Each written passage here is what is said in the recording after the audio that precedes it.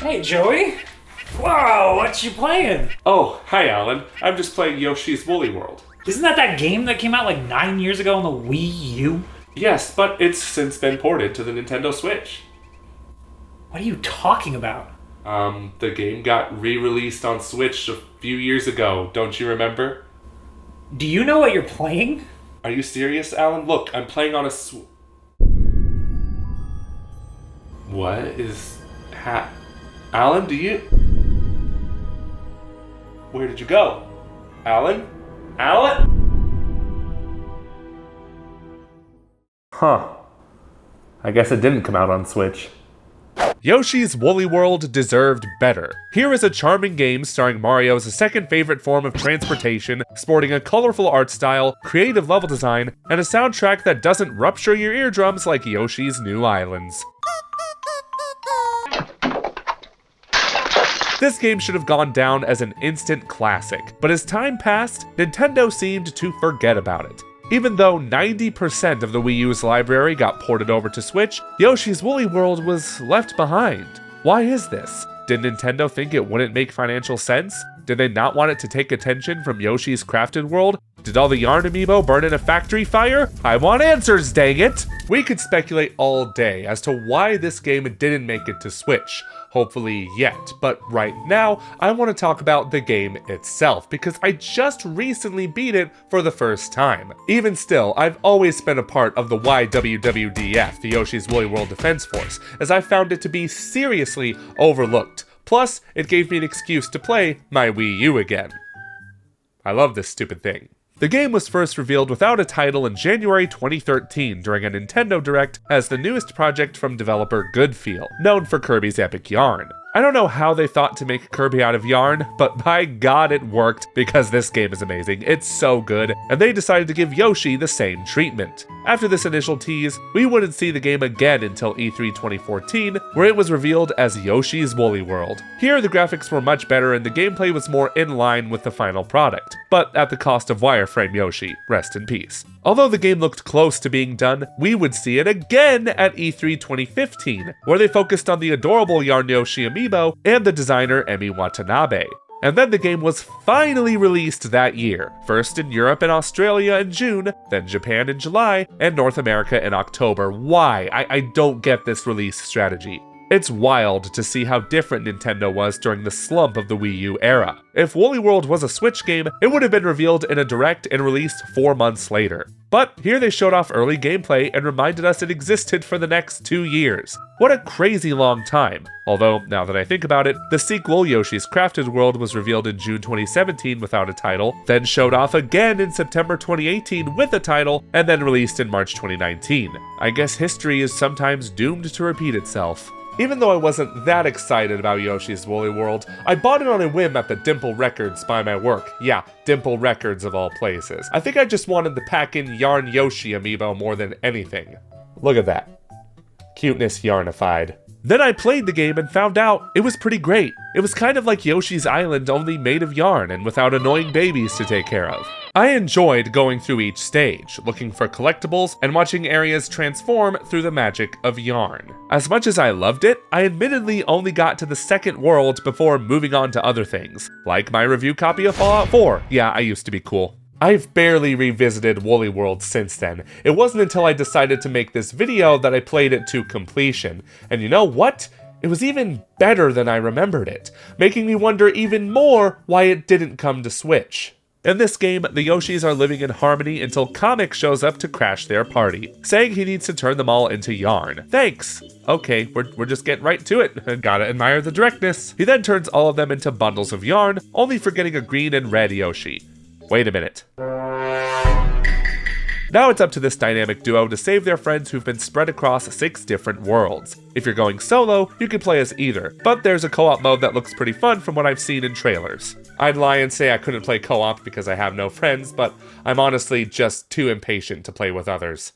It's right there. No, like, I'm doing it. You're just throwing eggs at me. I'm doing it. Stop picking me up I'm trying. and throwing me. Hey, that's you. Yeah, really? Okay, you act like you've never played this game before. I haven't! Yoshi controls like you'd expect him to, with his signature fluttering move. Wait, do his little feet turn into a propeller, and his ground pound turns his body into a hammer, and he gets little wheelies when he runs? That is adorable!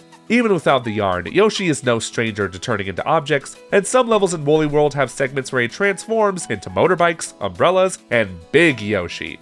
Okay, not that Big Yoshi. Sorry, no memes allowed here. Going back to Yoshi's controls, he uses his tongue to eat enemies, pressing crouch to turn them into eggs, or rather yarn balls. These can be thrown at other enemies and question mark clouds that turn into hearts, collectibles, or they'll change the level so you can progress. I mostly love throwing the yarn balls at missing platforms, as it gives me the satisfaction of putting things back where they belong. Come on, these missing windmill pieces just don't look right. The levels in Woolly World are impressive, as they look entirely made out of yarn, except the piranha plants for some reason. Everything down to the water and lava looks like yarn, and it also doesn't because the effects look so stylistically good that I would often forget it's all woolly. The 3D graphics help this style pop too, feeling like a natural evolution of Kirby's Epic Yarn's flat presentation, which is still beautiful, don't get me wrong. There's a great amount of variety between Woolly World's levels too, and I don't recall coming across a similar stage twice. One minute you're going through an underground cave, the next you're hanging onto a curtain flying across the jungle, and finally you're throwing baby chicks that leave behind walkable platforms.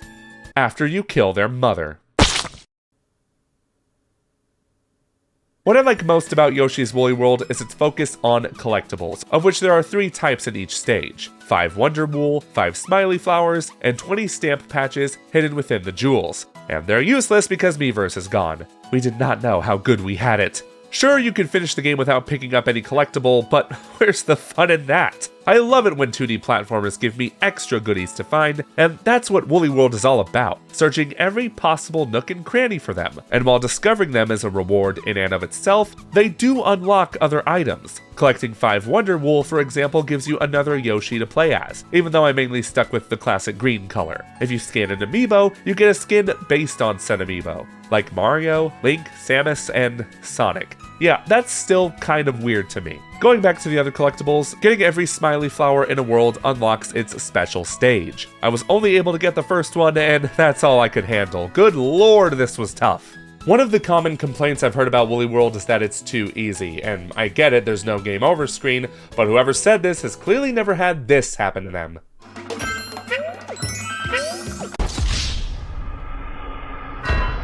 If you think you can 100% Yoshi's Woolly World on your first run, well, good luck, cause you're gonna need a lot of it. I attempted this in the first world, even replaying some stages to get items I missed, but I stopped after realizing it would take too long. I'm a family man with responsibilities. I can't be playing my Yoshi yarn game when there are dishes to be done and fences to be built. That said, the game helps you with finding everything through the badge system, where before each level, you can use the jewels you've collected to buy badges that buff up your Yosh. They can make your yarn eggs bigger, save you from falling off a stage, increase your defense, and reveal hidden objects like collectibles. If that's not enough, you can equip the Poochy badge, which lets your fluffy sidekick follow you around the stage, barking whenever a collectible is near. He can also be ridden and used to get hard-to-reach collectibles, which he does in a couple of stages without the badge. So if I had all the free time in the world, I'd be going back to these stages with these badges to find the rest of the items, and leave the level with a gold star, something I didn't get enough of in elementary school. Now there are only a couple of things I don't like about Woolly World.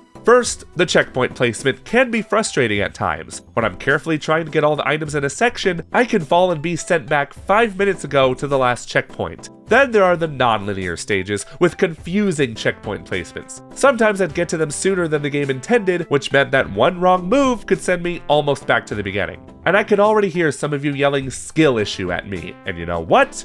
You're probably right. It doesn't matter anyway, because I still love Yoshi's Woolly World, and these issues aren't that significant. The game oozes charm and creativity in ways only Nintendo and Good Feel know how to deliver, and it's such a shame that it's stuck on Wii U.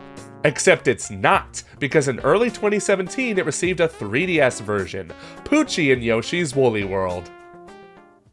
Yeah, nobody cared about this back then either. I never played this version, but from what I understand, it had additional goodies like more amiibo support, the option to create custom Yoshi patterns, and Poochy appearing in most of the cutscenes. Yay! Like, sure, it's cool that 3DS owners got to play Woolly World, but this was a case of too little, too late. By the time this came out in January and February 2017, people were already salivating for the Nintendo Switch set to come out in March. As a result, the game sold way less on 3DS than on Wii U. And the Wii U sales actually weren't that bad when you consider how poorly that system sold. This raises the question. If it did relatively well for the platform it was on, why hasn't it had a better reputation over the years? Or, better yet, why don't more people beyond the most hardcore Nintendo fans talk about this game? Well, there were several factors, the first of which being that it was released on Wii U, which is already bad enough, but it specifically came out in 2015, the year of... And... Also... Yeah, nobody except the diehard Nintendo fans were paying attention to this game, let alone the console it was released on. The average gamer wanted those big AAA open world releases with graphics. Not these so-called childish 2D games played on a Fisher-Price tablet. I'm exaggerating a bit, but I don't think 2D platformers were appreciated as much back then as they are now. So you'd think Nintendo would hop on the port train and give Yoshi's Woolly World a third chance at life on Switch, right? Well, perhaps they thought it would be too similar to the Yoshi game actually made for Switch. Now we're at the part where I talk about Yoshi's Crafted World, the sequel, I guess, to Woolly World. I'll be honest, I haven't played this game since it came out in March 2019, and I got pretty far in it. I'm pretty sure I made it to the second to last world, but for whatever reason, I stopped playing. I don't know, maybe that says something. This game transitioned from a yarn-based aesthetic to an arts and crafts one, with many of the stages and enemies made out of cardboard, tape, construction paper, etc. It gives off those cheery, wholesome vibes of Woolly World, but now in a different perspective, no longer faced in a 2D plane. Although you're stuck to the main path, so it still feels like a 2D platformer in some ways. Although I'll need to revisit Crafted World to get a more constructive opinion on it, I distinctly remember not liking this game as much as Woolly World. And that's that I didn't play much of Woolly World back then. It could be that I didn't find Crafted World to be as creative as its predecessor, or I was salty because I would have rather played Woolly World on Switch. Either way, whenever I bring up to fellow Yoshi enjoyers how good Woolly World is, 8 times out of 10 they bring up that Crafted World was a disappointment in comparison. So if you have a better memory of Crafted World than I do, let me know what you think of the game in the comments. At this point, I've made my stance clear enough. Yoshi's Woolly World deserved better, and Nintendo can honor its legacy by re-releasing it on Switch. A game this fun and creative deserves to be played by as many people as possible, and since over 140 million people own a Switch, it makes too much sense. Or rather, it makes too much dollars. 'Cause those sales, you know? I used to think it was too late for this game, but if Xenoblade Chronicles X could get a Switch port this late in the console's life, then so can Yoshi. Oh, now that I think about it, maybe Woolly World could come out on Switch 2 instead. With those glorious 4K graphics, forget Metroid Prime 4, Woolly World would be the real graphical showcase for the system. Oh, better yet, Yarn Metroid. Hit me up, Nintendo, I got a seriously great pitch for you. My phone number is